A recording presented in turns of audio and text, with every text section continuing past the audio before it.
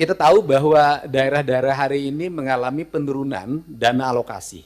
Bahkan ada beberapa daerah yang hampir tidak lagi memiliki kemampuan untuk memenuhi kebutuhan dasar pembangunannya karena dihabiskan untuk belanja pegawai.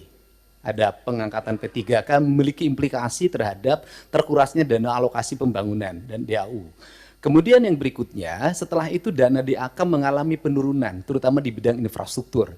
Ini memiliki implikasi yang cukup luas terhadap kinerja pembangunan di setiap daerah. Kalau data-datanya kita sudah sampaikan lah, nanti tinggal dilihat. Nah, seluruh problem itu menurut saya harus segera diselesaikan dalam kerangka kerja, dalam rekrutmen kepegawaian P3K yang sesuai dengan kualifikasi yang dibutuhkan oleh daerah.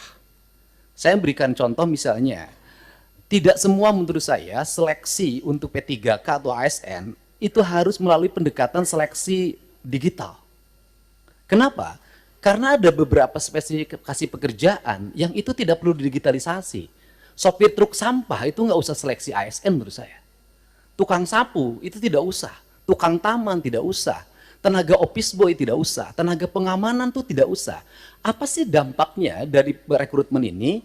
Yang pertama dari sisi rekrutmennya terjadi rekrutmen ASN dan P3K, tetapi di sisi lain kebutuhan yang dibutuhkan oleh daerah dan provinsi itu tetap dilakukan. Pada akhirnya ngangkat lagi melalui outsourcing. Ini pertama pendekatan. Kemudian yang kedua, bahwa BUMD pasti kualifikasinya nanti data disampaikan, ada sehat, ada dalam kategori sehat banget, ada yang dalam kategori tidak sehat.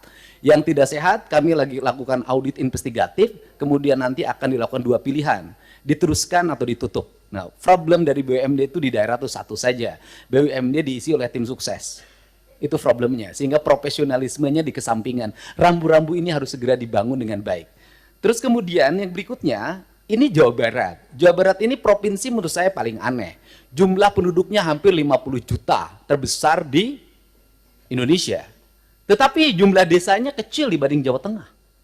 Jumlah kelurahannya kecil dibanding Jawa Tengah.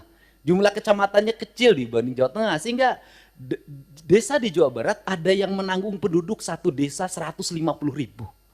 Nah, komposisi dana desa itu pendekatannya tidak seperti itu. Tetap saja pendekatan-pendekatan normatif daerah.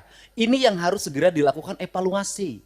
Ini. Dan kemudian yang berikutnya adalah sudah juga semestinya Komisi 2 memelopori daerah desa yang sudah berubah karakternya menjadi kelurahan karena pertumbuhan industri, harus segera dibuat kelurahan tidak desa lagi.